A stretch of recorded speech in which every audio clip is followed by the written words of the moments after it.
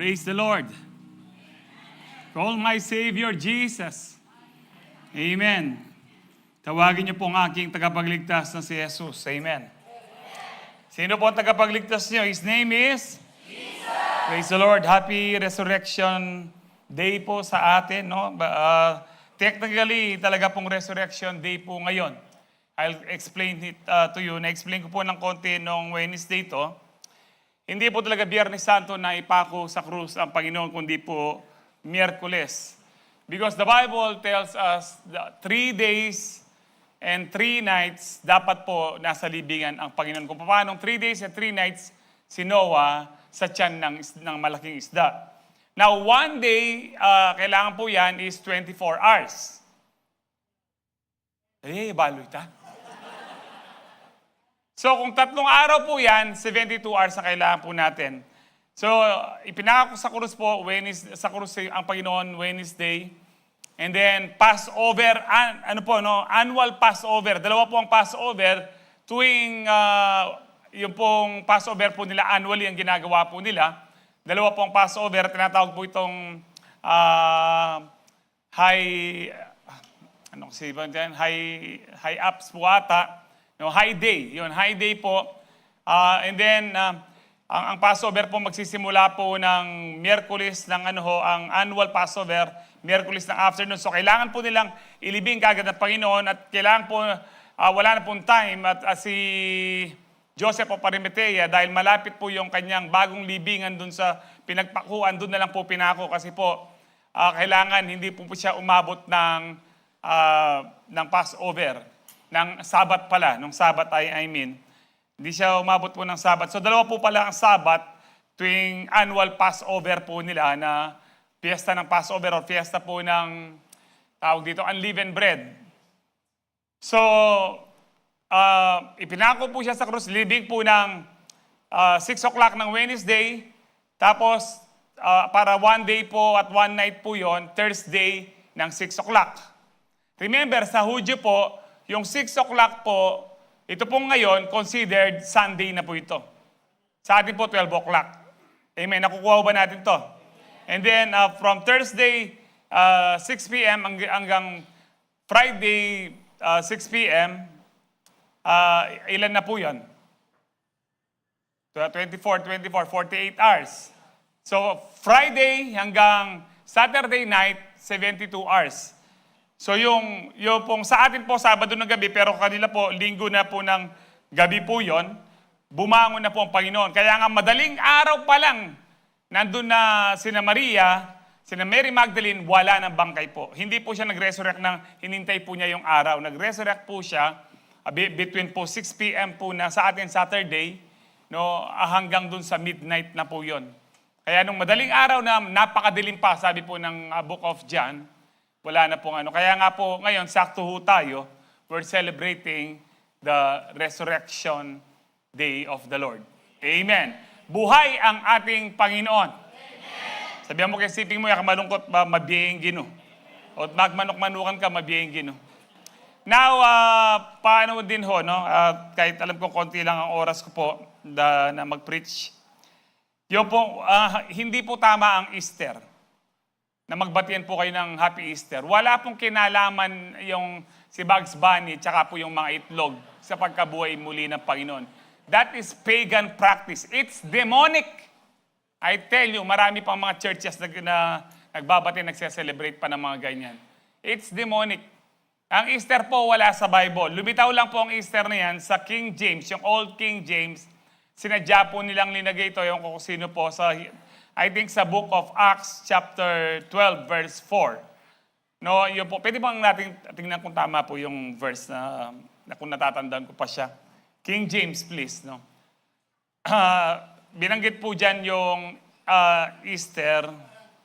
Ayan po, and when he had apprehended him, he put him in prison and delivered him to intending after Easter. Ang Easter po talaga dito sa original Greek, dahil Greek po sinulat ng Bible, is Pascha, means Passover. Kaya kung lalagay mo yan sa New King James, binago na po nila, diyan nyo lang po makikita yung Easter, wala na. Pag ibang translation na po, libawa po dyan, kung New King James na, no, ayun po after Passover. So walang happy Easter. Amen po ba? Iyapong Easter, ito, mabiyay ito. No? Kaya wala pong Easter, happy resurrection po. Ang ano ho natin. Happy Resurrection Day, bukas po Happy Resurrection Sunday. But anyway, may bago po tayong tema for this second quarter po ng year, and this month, April. Ang tinatawag po natin, Victory in Jesus. Did you know na bawat Kristiyano po, bawat anak ng Diyos, tayo po ay matagumpay na kay Kristo. Amen. Opo, marami tayong nagkakaproblema tayo, nagkakasakit po tayo, may mga hinaharap po tayong mga challenges sa buhay, pero it doesn't mean that you are a loser. Minsan madadapa ka, it doesn't mean that you are a loser. Minsan magkakasala ka, no, it doesn't mean that you are a loser. Hanggang na kay Kristo ka, ikaw ay matagumpay, ikaw ay victorious.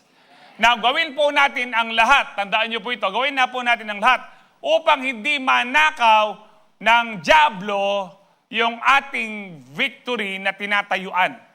Kahit tayo po'y victorious na, pwede pa rin tayong gawing alipin ng dyablo at matalo pa rin niya tayo. Kung pagbibigyan po natin siya. Amen.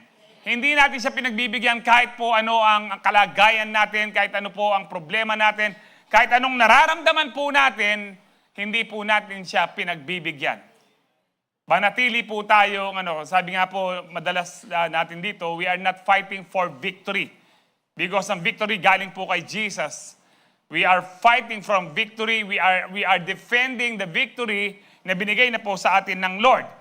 So ngayon pong Resurrection Night na ating pong sineselebrate po ngayon, ang unang topic po natin is victory over sin and death. Tayo po'y matagumpay na sa kasalanan at kamatayan. Amen po ba?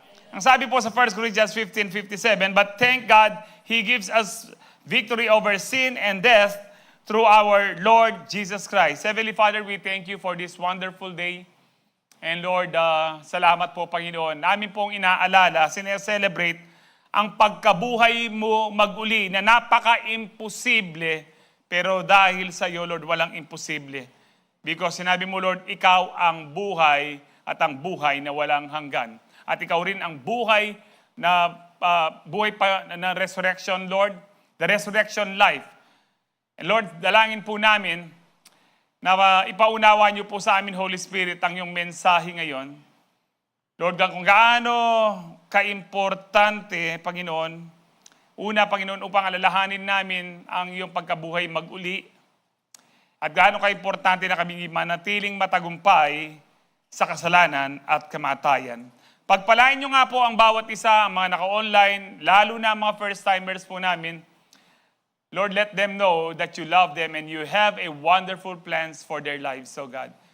Na hindi po aksidente na nandito po sila. And as I declare your word, Father God, I declare healing, deliverance, and salvation in Jesus' name be upon your people tonight. In Jesus' powerful name we pray. Ang lahat po yung magsabi ng Amen. Palakpakan po natin ang Lord. Tayo po ay, nung pong nasa kasalanan pa tayo, wala pa tayo kay Kristo, ang hirap pong pagtagumpayan ng kasalanan. Dahil nga alipin tayo ng kasalanan.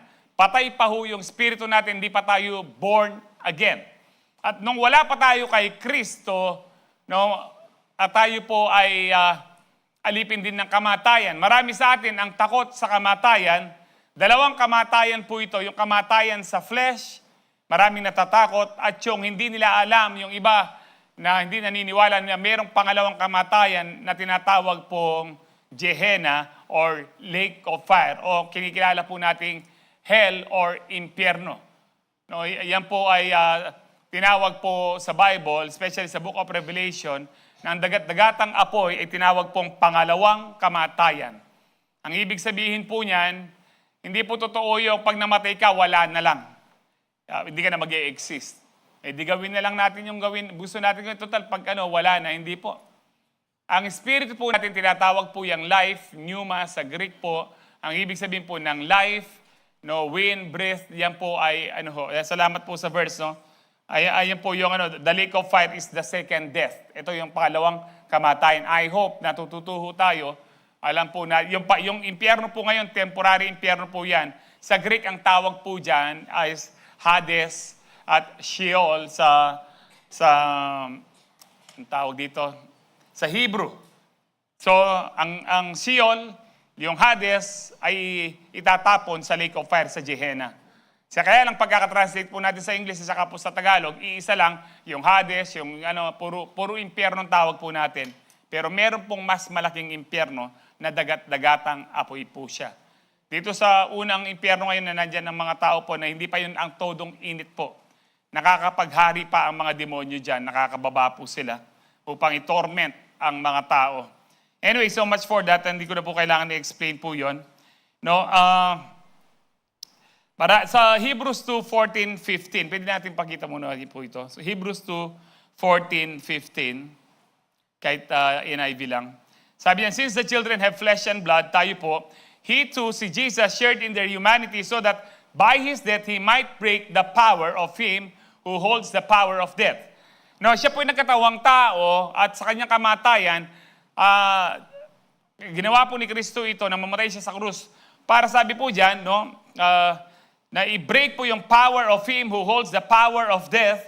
Yung sino may hawak ng power of death? Dati po, the devil. Binreg na po yan. Ngayon po, ang may hawak po ng susi ng kamatayan po, ang Panginoon na. No? Kaya hawak na po niya ang buhay po natin. Hindi ka mamamatay hanggat hindi pa kalooban ng Diyos. Hindi ka mamamatay, kapatid, hanggat sumusunod ka sa Diyos, sa kanyang plano. Kaya po ako buhay ngayon, 19 years na po dahil alam ko siya may hawak ng aking buhay. Amen po ba? Pero kung di ako sumunod sa Diyos, noong nag-dialysis ako, matagal na akong patay. Maraming naunang namamatay ng mga Kristiyano dahil yung iba, hindi po lahat, yung iba ayaw sumunod sa Diyos. Kumbaga po sa sabi nga po sa inyo, napuno na yung salop ng kasalanan po nila. So it gives birth to death. No, physical at saka po spiritual. Now sabi mo dyan, and free those who all their lives were held in slavery by their fear of death. Marami pong, kung Kristiyano ka na, kapatid, ang sinasabi po dito, hindi ka na dapat takot sa kamatayan dahil pinagtagumpayan na ni Kristo. Kasi kung mamamatay man po tayo, bumaksak man po yung isang missile ng Iran po dito, magigising po tayo sa maliwanag na langit. Amen. Hindi ka dapat matakot, ma-hospital ka man, ma-ICU ka man. No? Hindi po pwedeng sabihin sa akin na hindi mo kasi naintindihan, Pastor. Naintindihan ko po yan, ang dami ng klase ng kamatayan ang hinirap ko po sa hospital. Kamakailan lang yung buong year po ng 2025, halos madalas po akong na-confine, na ICU pa. No, at ang pagdurugo ko po halos hanggang October po. Yung huling pagdudugo ko po is October. Na talaga pong ang diablo gusto niya akong mamatay para hindi ko na kayo masermonan ngayong Resurrection Day. No? Pero hindi po siya nagtagumpay. Nagtagumpay na po ang Panginoon. Ano po sabi sa ating binasa sa 1 Corinthians 15:57? But thank God, He gives us victory over sin and death through our Lord Jesus Christ. Na pagtatagumpayan lang po natin ang ating ang kasalanan at ang kamatayan dahil sa ating Panginoon. So mag-start na po ako. Number 1, we have victory over sin and death because we identify with Christ's death and resurrection. Ano bang ibig sabihin po dito na tayo may victory over sa death, sin and death? Dahil ina-identify po natin. Tayo, ano po pinakamalapit Tagalog ng i-identify? Na kinikilala o ikaw ay, meron pang isa. No? Ina-acknowledge, kina-identify mo, no? Kinikilala, tinatanggap mo na ikaw ay kasama ng namatay ni Kristo at muling nabuhay. Nasa Bible ba yon? Ang buong pag-uusapan po natin ngayon ay sa buong chapter 6 po ng Romans 6. Medyo mahaba po ito. No? At may mga segue lang po tayo, mga supporting verses. Sa Bible School po, tinatawag po, expository sermon. No? Ang ibig sabihin lang, doon ka lang, huwag kang aalis doon. But anyway, Tingnan po natin ang sinasabi po ng Romans chapter 6 verse 1 to 10. Well then, should we keep on sinning so that God can show, ang sabi po dyan, show us more and more of His wonderful grace? Shall we sin, ang sabi po sa ibang salin, so that grace may abound? Kailangan ba tayong magkasala ng magkasala? Kasi kung kailan tayo nagkakasala, dumadami ang biyaya. No, ang sabi po ni Paul, of course not. Hindi ko habang dumadami ang kasalanan sa mundo, mas mabiyaya ang Panginoon. Ibig sabihin niyan, magpapatuloy ka ng kasalanan. Kasi ito pong Book of Romans, ito po ay isang church na hindi po in-establish po ni Paul at nais po niyang puntahan. No, it was established by some hindi rin apostles, mga Hudyo po na Kristiyano. Kaya ito po yung mix na Hudyo at saka Gentile church. Pero ang dami nilang maling kasi maraming paganong at nandiyan po yung pong homosexuality. Marami pong klase ng kasalanan pa rin nandito, kaya sinesermon po sila ni Paul. Well, anyway, so much for that. So, mga Roman Christians po ang mga kausap po ni Paul dito. Kasi po doon sa chapter 1, sinasabi nilang, kung palang nag-glorify ang Lord o ma-magnify yung kanyang biyaya, di magkasala na tayo. So sa chapter 1, chapter 2 pa lang, sinermon na sila ni Paul. Pagdating sa chapter 6, ganyan, sinabi rin niya, kailangan ba tayo magpatuloy sa kasalanan para mas maranasan natin ang maraming biyaya? Of course not. Since we have died to sin. Kapag tinanggap mo na si Kristo, namatay ka na sa kasalanan, hindi ka na alipin ng kasalanan, sabi diyan, how can we continue to live in it? Kung patay ka na sa isang bagay, kung patay ka na, actually wala ka na magagawa eh. Paano pa tayo mabubuhay sa kasalanan? Excuse po, kung ikaw ay namatay na doon, paano ba tayo namatay? Or have you forgotten that when we were joined with Christ Jesus in baptism, we joined Him in His death? Kailan daw tayo, paano tayo na-identify or nakasama ang Panginoon sa kanyang kamatayan? Saan daw po? Through baptism. Ituloy po natin para masano lang ho. For we died and were buried with Christ by baptism. Paano po yun? Di ba linubog ka? Ang ibig sabihin po nun, it symbolizes yung lumang pagkatao mo ay linulubog na. Wala na yan. At babangon ka sa buhay ni Kristo na ibinigay sa'yo. Kaya Galatians 2:20, for I am crucified with Christ and I no longer live. But Christ lives in me. And the life I live in this body, I live by faith in the Son of God who loved me and gave Himself for me. Hindi na tayo nabubuhay. Let me remind you today, Christians, children of God, hindi na tayong nabubuhay sa sarili natin. Hindi, ito ang gusto ko. Hindi ito ang gusto ko. Ito ang pangarap ko. Wala na yung ko, wala na yung I. Si Kristo na. Amen po ba? Ang nasusunod, si Kristo na. Kaya maraming Kristiyanong napapariwara kasi yung gusto pa rin nila ang nangyayari. Yung pita pa rin ng laman. Kaya hindi po sila matagumpay, hindi sila walang kapayapaan at walang kagalakan dahil ang nabubuhay yung lumang pagkatao po nila. Pero dito po sabi po, kaya nung sa baptism, doon tayo na-identify sa and just as Christ was raised from the dead by the glorious power of the Father, now we also may live new lives. 2 Corinthians 5:17, if anyone is in Christ, he is a new creation. Ang sino mang na kay Kristo ay bagong nilalang na. Yung lumang pagkatao, wala na yun. Now check your life, your life today. Sino ang nabubuhay pa? Sino ang nangunguna? Ikaw o si Kristo? Something is very, very wrong kung ikaw pa rin ang nasusunod na sa iyong buhay, kapatid. Ngayong sinasabi mong tinanggap mo na si Kristo, ang lahat ng tumanggap kay Kristo, na bautismo hanggang sa kamatayan, at siya ay nabuhay mag-uli katulad ni Kristo. Na si Kristo na ang nabubuhay sa kanyang buhay. Bagong buhay na, bagong nilalang ka na, kapatid. Amen po ba? I don't know kung masarap po ito sa inyo o hindi na kayong nasusunod. Pero para sa akin, dahil kung kilala po natin ang sarili natin, ako kung kilala ko po sarili ko, kung susundin ko po yung sarili ko, wala po ako dito. Baka matagal na akong patay dahil sinunod ko ang sarili ko. Dahil kaya sinusunod ko po ang Lord, dahil alam kong hindi na ako nabubuhay because of His Word, na sinasabi niya, hindi na tayo ang nabubuhay. Yung resurrection ng Lord ay para po sa ating bagong buhay. Verse 5, since we have been united with Him in His death, ang sabi po dyan, tayo ay na-identify, yun po, united, na nakipag-isa. Ito po pala yung gusto kong sabihin, nakipag-isa tayo sa kanyang kamatayan by baptism, we will also be raised to life as He was.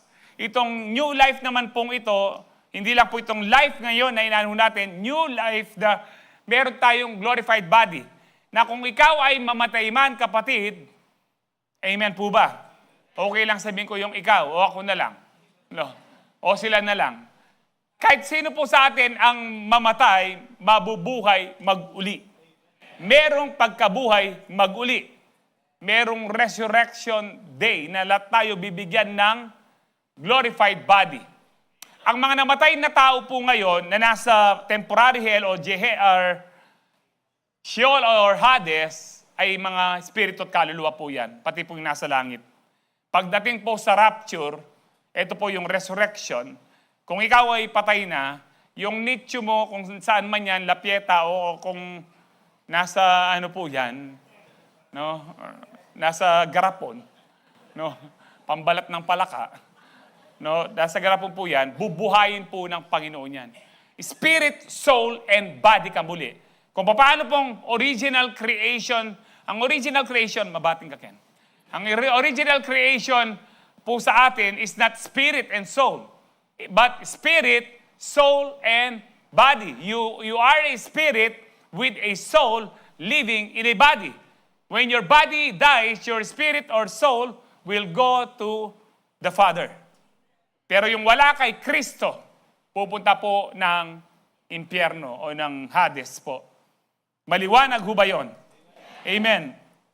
Verse 6, we know that our sinful selves were crucified, ito po Galatians 2:20, with Christ. We know. Sabi niya sa mga taga-Roma na alam natin, dapat alam din natin ngayon. Na yung ating lumang pagkatao, lumang makasalanan na sarili ay naipako na sa krus. Kung hindi mo pa alam to, kapatid, pinapaalam ko ngayon sa'yo. Kung tinanggap mo na si Kristo, dapat mong malaman.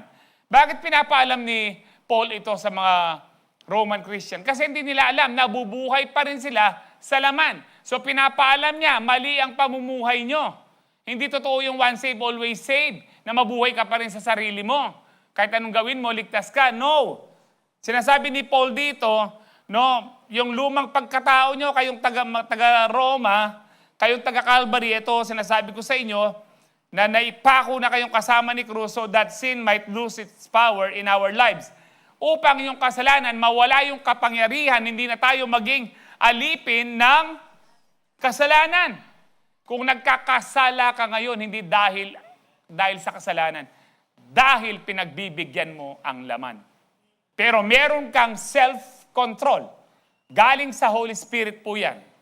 Galatians 5:22-23. Ang gift po ng Holy Spirit ay yung pinakahuli, self-control. Hindi siya God control. Hindi yung kapag merong nagpipray sa atin, Lord, kontrolin mo po ako na hindi ako magkasala. That is wrong. Hindi pakikinggan ng Diyos na yung prayer na hindi ayon sa kanyang salita. Amen.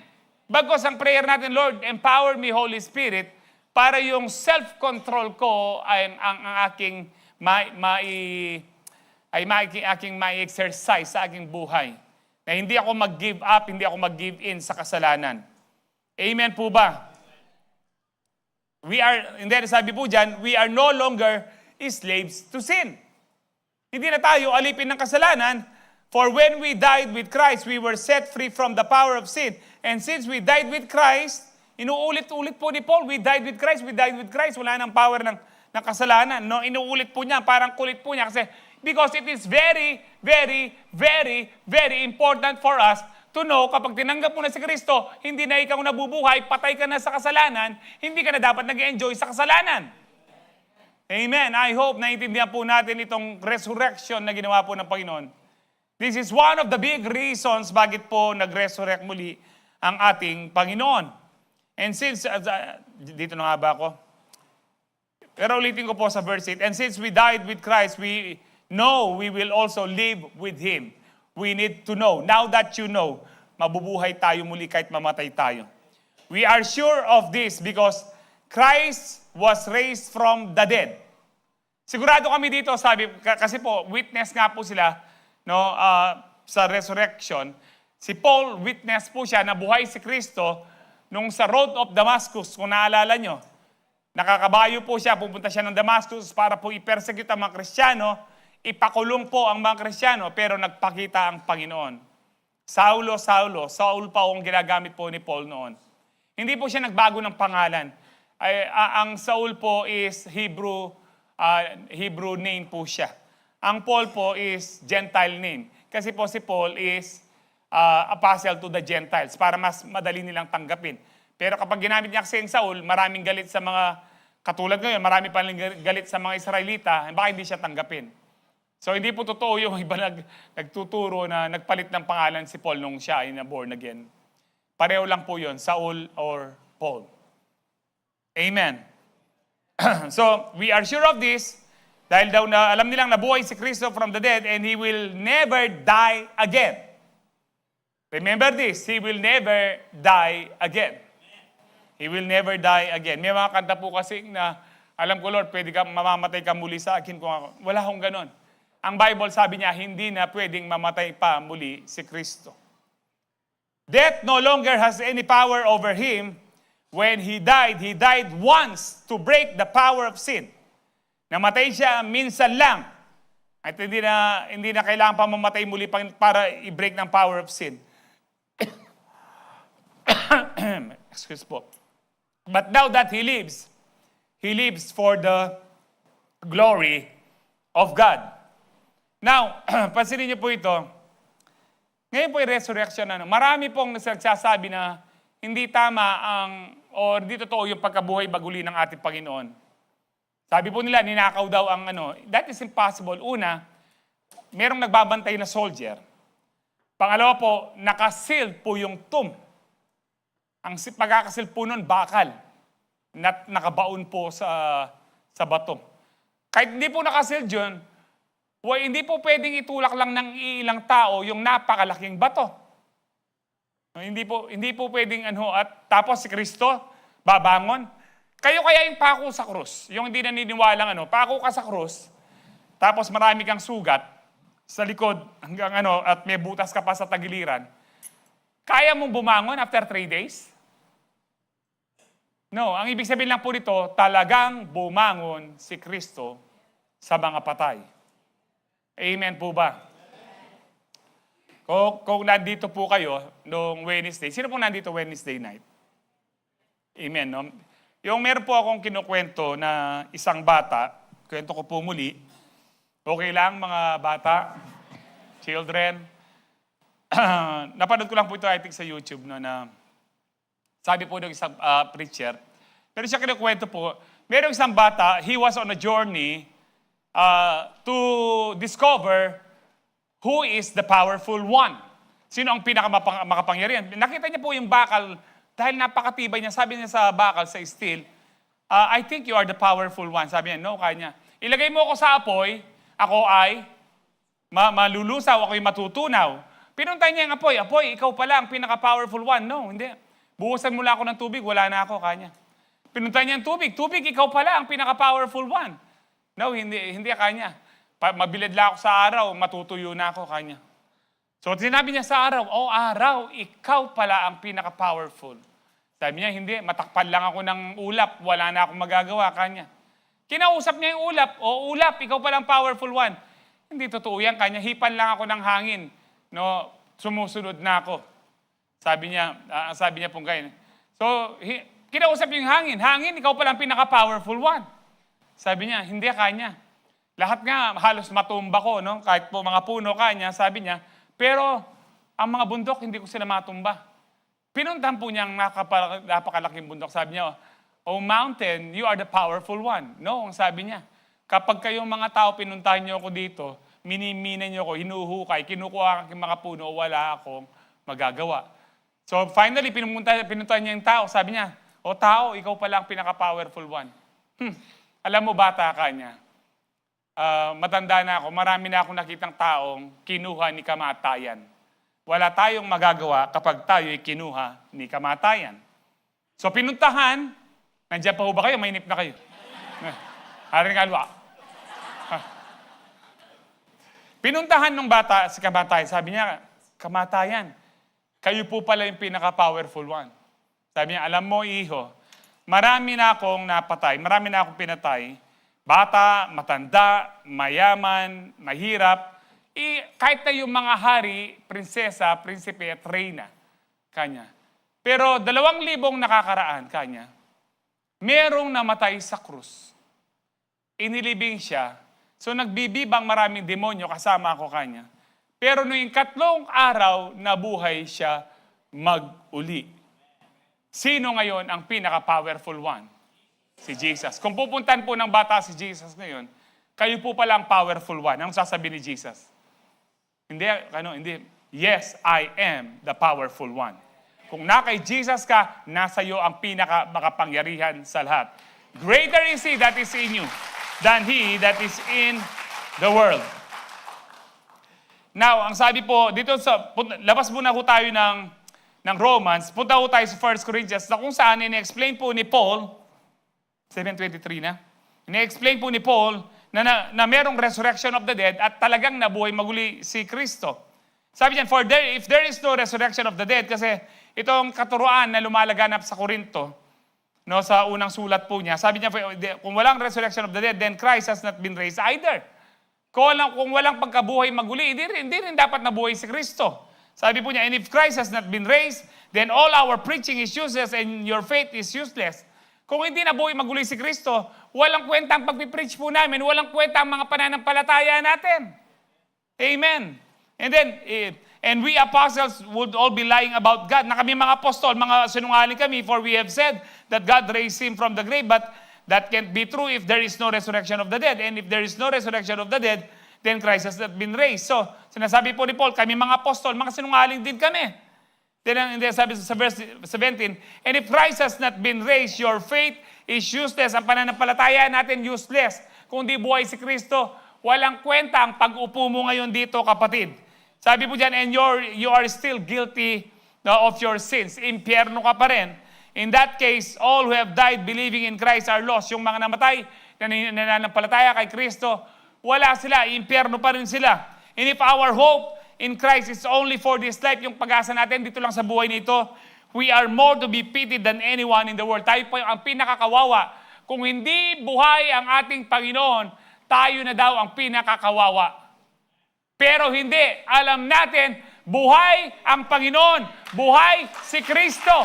Hindi tayo kawawa. Kaya ibig sabihin nito, lahat ng mga relihiyon na hindi si Kristo ang kanilang Panginoon, kawawa po sila. Sayang ang kanilang paghabol kay itim na Nazareno.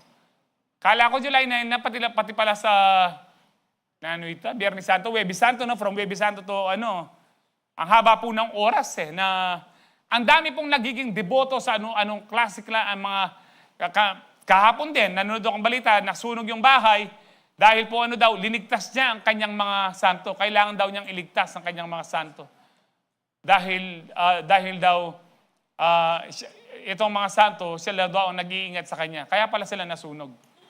No? Ang Diyos po hindi liniligtas. Ang Diyos ang nagliligtas. Si Kristo hindi nililigtas kasi siya yung pinaka-powerful. Siya ang tanging tagapagligtas po natin.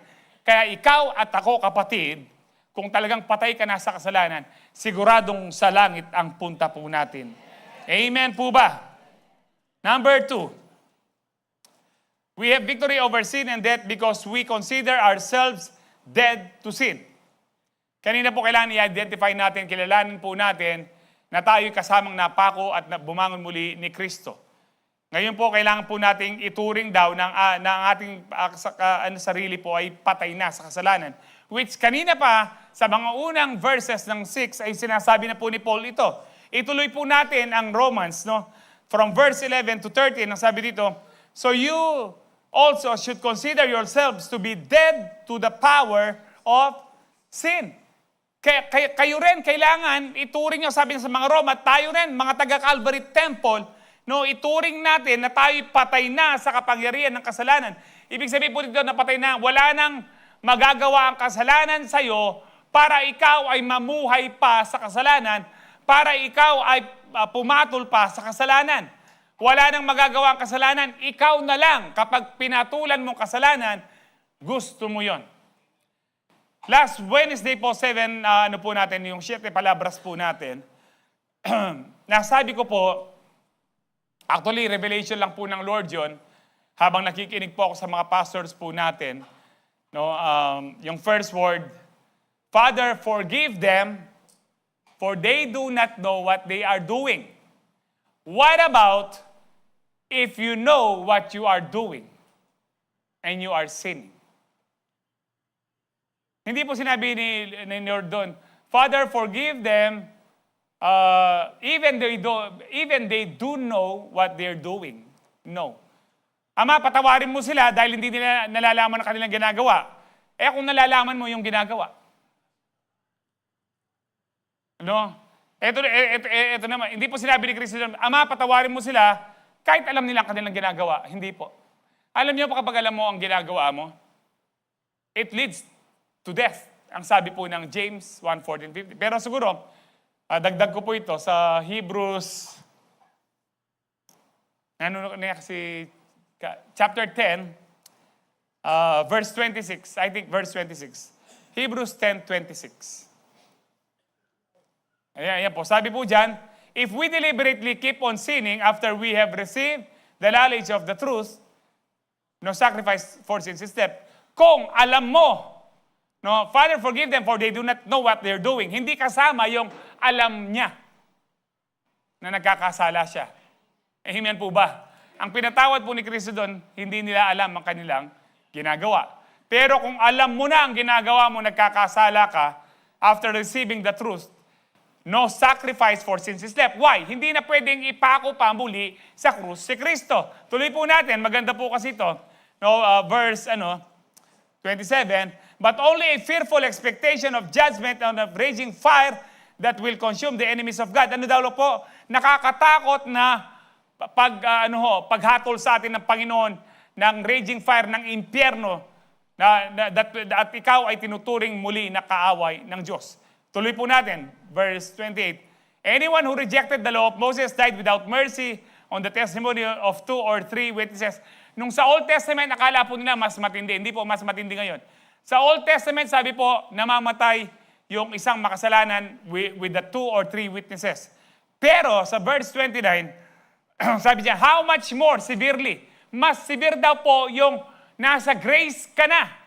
Nagkakasala ka pa ng sinasadya, intensyon, no? Kagabi po nanonood po ako noon, pumunta daw, inaabol niya yung pong Nazareno, nakabike siya, para daw mabawasan ang kasalanan niya. Sa atin po, kapag pumunta kay Kristo, hindi mababawasan ang kasalanan mo, mawawala ang kasalanan mo. So wala ka ng kasalanan. No, mahirap eh. Mahirap yung pumunta ka, ayan, dami mong kasalanan, sabi ni Kristo. Pwede bang kalahati mo na yung patatawarin ko sa'yo, balik ka na lang sa susunod na linggo. No. Kaya yung iba, after nilang nagsimba sa kanilang poon, ang sasabihin nila, nakabawas na ako ng kasalanan, shot na naman ako. May space na naman ng aking kamutingan. No? Kamutingan na pong mani. No, next week, regalo kaya kay Balo yun kaya dito. Okay, nanong kaya pa niya biyahan ng pastora, ng mga kanyan. Saan na tayo? Meron pa ba? Pwede ko pa tingin. Ay, eto pa pala. How much more severely na tayo do you think someone deserves to be punished who has trampled the Son of God underfoot? Kapag sinasadya mong magkasala, niyuyurakan mo ang Son of God. No, niyuyurakan mo, binabastos mo, was treated as an unholy thing, the blood of the covenant that sanctified them, na tinuring mo parang hindi banal ang dugo na naglinis sa'yo. And who was insulted, yung Holy Spirit, the Spirit of grace. Ano ang mas matindi? Old Testament or under the grace? Under the law or under the grace? Under the grace. Ayan, nakasulat. Hindi yung maraming nagmamarunong, ay mahirap nung Old Testament kasi ganyan-ganyan. Totoo po yun. Yung pa nagkasala ka, pero ngayon, mas matindi. Wala nang, ang ano po nito, kung intindi mo po mabuti, wala nang magbabayad sa kasalanan mo. Matigas na ang puso mo. Ano na ho ito? Kaya nga po, ngayon, babalik po tayo sa Romans, sini-explain po ni Paul, na patay na tayo sa kasalanan, patay na ang kapagyarihan na kasalanan po sa atin. No? Balik po tayo sa Romans, no? Ano na tayo? Verse 12. Do not let sin control the way you live. Sino daw ang hindi ang magkocontrol? Do not let sin. Tayo. Huwag mong hayaan ang kasalanan ay kontrolin ka. No, hindi po yun, Lord, kontrolin mo yung kasalanan. No, ikaw, huwag mong payagan ang kasalanan. Amen. Maling prayer po yung Lord, huwag mong hayaan magkasala ako. That's wrong prayer. Ibinigay na sa iyo ang Holy Spirit, you can do it. You can fight po yung mga temptation. Because you have Jesus, you have the Holy Spirit. Do not let sin control the way you live. Do not give in to sinful desires. Huwag kang bibigay.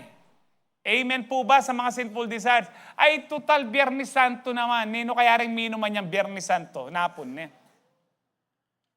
Kunang ko parang video keng LNW. Pwede ko lang panganyaran parang video keng LNW. Ano, total pila niya ang aldo, itan niya.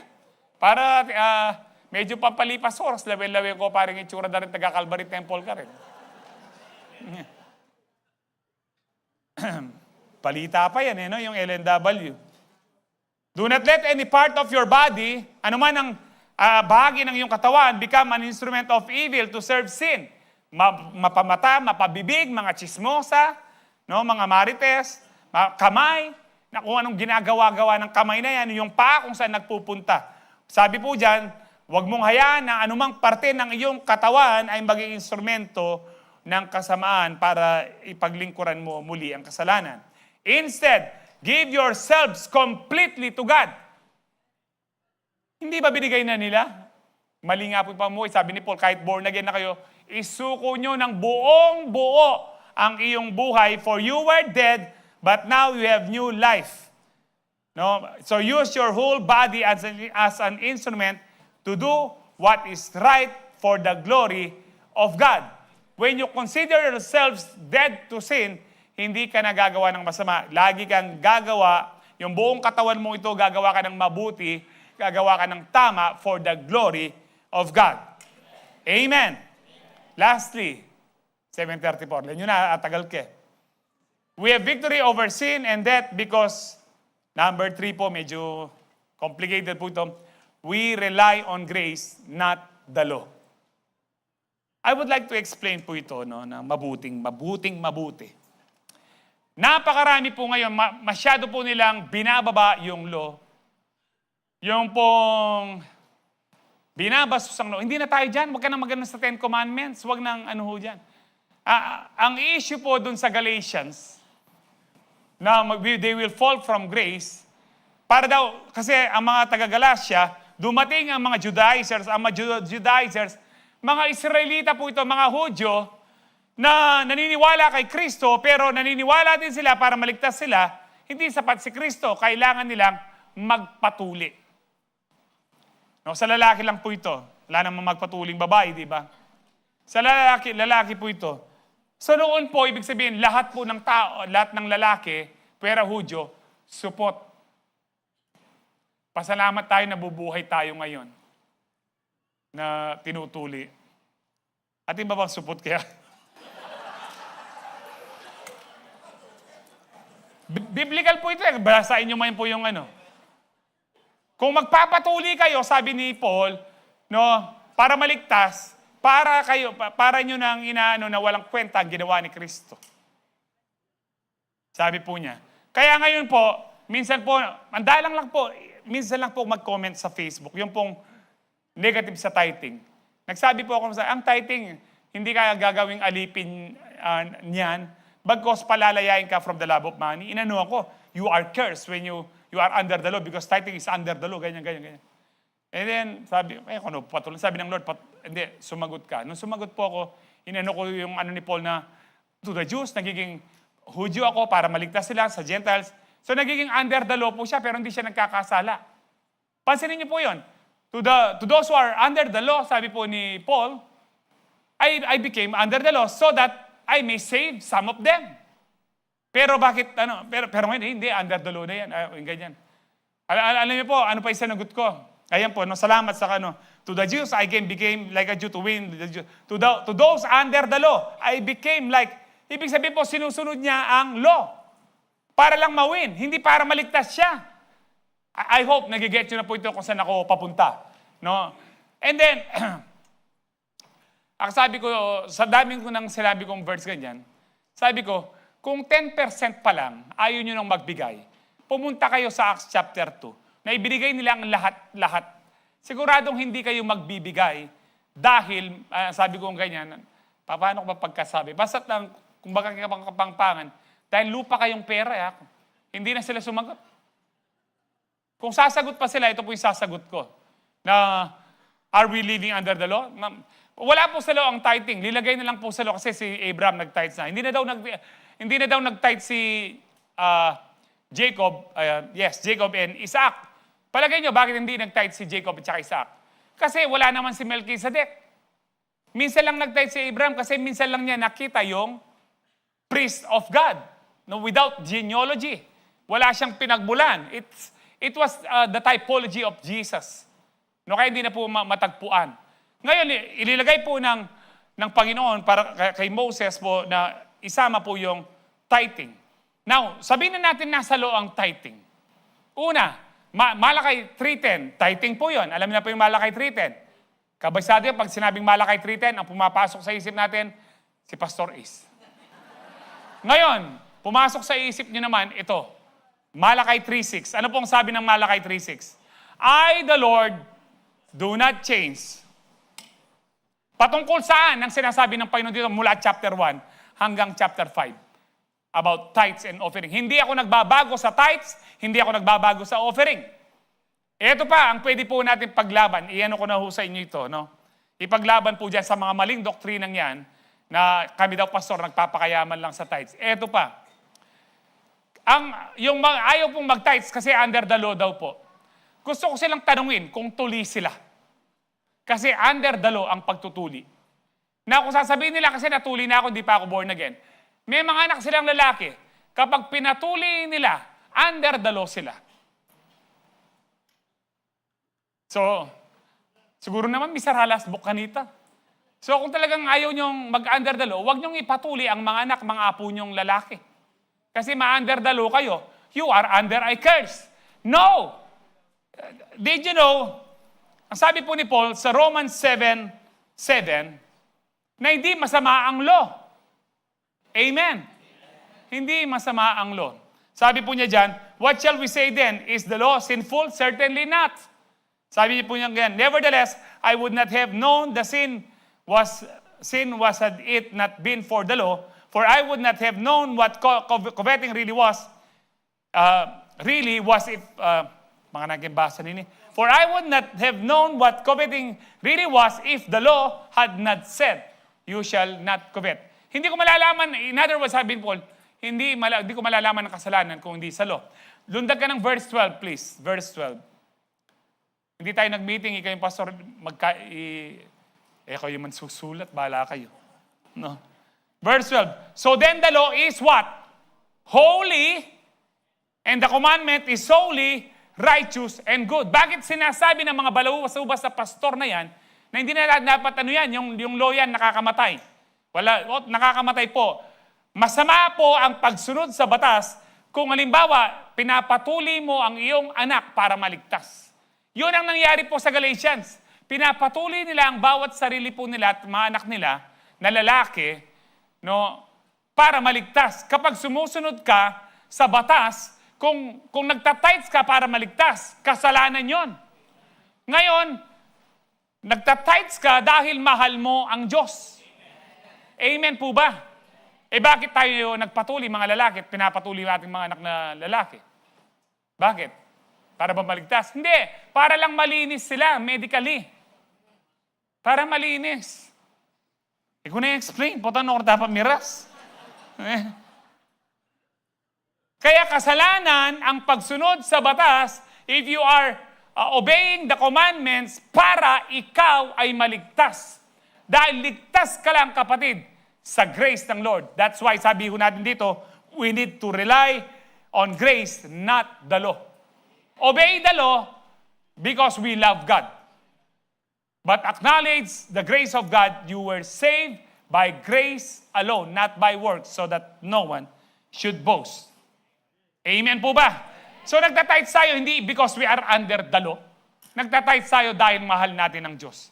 Because sabi po ng Romans 7:12, ang law, ang commandments ay banal, righteous. Banal ba ang pagbibigay? Bakit ayaw magbigay nung iba? Kasi mukha silang pera. Hindi nila mag-give up ang pera nila. Kahit yung sinasabi nilang, pastor, mukhang pera yan. Kunwari hindi tithes, pero puro saluisit naman. Si Soriano, nakita nyo ba nagsulisit si Soriano nung buhay pa siya? Nasa malaki pong arena po sila. Sabi niya, kung lahat kayo kanya, bibigyan nyo lang ako ng tig-1,000, masusolve na yung utang ko kanya. Kasi siguro mga 20,000 yung guest niya. O kaya yung 10 milyonaryo lang tayo, ikaw brother, milyonaryo ka naman, bigyan mo ko ng 2 milyon. Ganyan siya kakapal. Meron na ho bang nagsabi sa amin, alam niyo kung bawat isa sa inyo magbigay lang ng 2,000, may bagong sasakyan ako. No? Hindi po. Nagbibigay tayo, sumusunod tayo sa law. Remember this, itaga niyo ito sa bato. Sinusundan natin ang law not for us to be saved, but because we love God at gusto nating ang buhay natin ay mahusay. Kung walang batas, walang gobyerno, magulo. Kaya maraming Kristiyano magulong ang buhay, wala nang batas-batas sa kanila. Mga balasubas sila. Praise the Lord. Tuloy po natin, last verses ng Romans 6:14-23. 7:43 na po. Ito, ano na po ito? Patapos na tayo. Sin is no longer your master, for you no longer live under the requirements of the law. Dati master natin ang sin kasi makasalanan tayo and we live sila po, noong mga Hudyo, under the law po sila. Instead, you live under the freedom of God's grace. Well then, since God's grace has set us free from the law, does that mean we can go on sinning? Kailangan tayong magpatuloy, once saved, always saved? Go on sinning, go on sinning? Of course not! Mga once saved, always saved, go on sinning? Of course not. Don't you realize that you become the slave of whatever you choose to obey? Hindi nyo ba na-realize, hindi nyo ba naiisip na ikaw ay nagiging alipin na kung sino man ang iyong sundin? Sinusunod mo ang kasalanan. Kaya sabi po dyan, you can be slave to sin which leads to death. Kapag ikaw sinusunod mo yung kasalanan, pinagbibigyan mo ang kasalanan, alipin ka pa rin ng kasalanan which leads to death. Anong kamatayan ito? Impyerno. Lake of fire, eternal death. No, kaya nga, pero sabi po dyan, or you can choose. It's a choice to live in sin. It's a choice to live in righteousness. You can choose to obey God, which leads to what? Righteous living, magandang pamumuhay, tahimik na pamumuhay, masaya, mapayapang pamumuhay. Thank God, once you were slaves of sin. Salamat sa Diyos, minsan lang kayong alipin ng kasalanan, but now you have wholeheartedly obeyed this teaching we have given you. Now, you are free from your slavery to sin, and you have become slaves to righteous living. Sa ibang salin po, slaves to righteousness. Are you slave to sin or are you slave of righteousness? Dapat po righteousness which leads to eternal life. Verse 19, because of the weakness of your human nature, I am using the illustration of slavery to help you understand all this. Previously, you let yourselves be slaves to impurity and lawlessness, which led ever deeper into sin. Dati, ganito ang pamumuhay nyo, lalo kayong lumalalim, slave kayo ng kasalanan, pinagbibigay nyo. Now, ang sabi po ni Paul, you Jesus' name. Now you must give yourselves to be slaves to righteous living. Slave pa rin tayo, saan? Sa righteousness. Sa righteous living. Ibigay mo ang sarili mo para maging alipin ka ng righteousness so that you will become holy. Remember, we are righteous because of Jesus. Pero bakit hindi po sinabing we are holy because of Jesus? Righteousness is a gift. Holiness, ito po yung bunga ng righteousness. Ulitin ko po. Kaloob, regalo ang pagiging matuwid. Yung pagiging matuwid natin na regalo binigay sa atin, ang bunga niyan, kabanalan. Kaya anong sabi po ng Diyos? Be holy in all you do. Because it is written, sabi po ni Peter, because it is written in the scripture, be holy for I am holy. Kung ikaw ay righteous, magbubunga yan ng kabanalan. Hindi yan magbubunga ng kalamaran. Amen. Ayan po, 1 Peter 1:16, no? But just as He who called you is holy, so be holy in all you what? In all you do. Ito ay bunga. Yung holiness ay bunga ng righteousness. No? Ito po yung pagkakaiba ng righteousness sa holiness. Pero magkadikit na magkadikit po yan. Kung ikaw ay righteous, dapat banal kang namumuhay. Amen. Kung lamaran ka, hindi ka banal. Amen. Simplihan mo po, napakasimple lang po. No? Balik po tayo sa Romans. Ano na akong kay? 20. When you were slaves to sin, you were free from the obligation to do right. Sabi po dito, nung ikaw ay alipin ng kasalanan, wala kang obligasyon gawin ng ano? You were free from the obligation to do right. Wala kang obligasyon gawin ng tama. Ang sinasabi ngayon, dahil na kay Kristo tayo, meron tayong obligasyon. Ano yung obligasyon natin? To do what is right. Hindi totoo pong pag nasa grace ka, wala kang obligasyon. Meron kang obligasyon, kapatid, kapag ikaw is saved by grace, you will have the obligation to do what is right in the sight of God and in the sight of men. Verse 21, and what was the result? You are now ashamed of the things you used to do. Ano ba yung result nito? Things that end in eternal doom.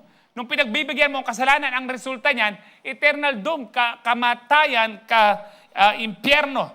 Verse 22, but now you are free from the power of sin and have become slaves of God. Are you slaves of God or slaves of sin? You have become. Nung tinanggap mo si Kristo, alipin ka pa rin. Pero napakagandang alipin dahil ikaw ay alipin ng Diyos. Slaves of God, now you do those things that lead to holiness and result in what? Meron kang eternal life ngayon, pero para sigurado ang eternal life mo, pakita mo na nagbubunga ka ng kabanalan. Amen po ba? This is very, very important. No, very, very important. Kaya sabi po dyan, na now you do, napakaganda po ng pagkakasabi po dito. No, ulitin ko lang point 22. But now you are free from the power of sin and have become slaves of God. Now you do those things that lead to holiness. And anong magiging resulta nito? Buhay na walang hanggan. Does it mean we work for our salvation? No.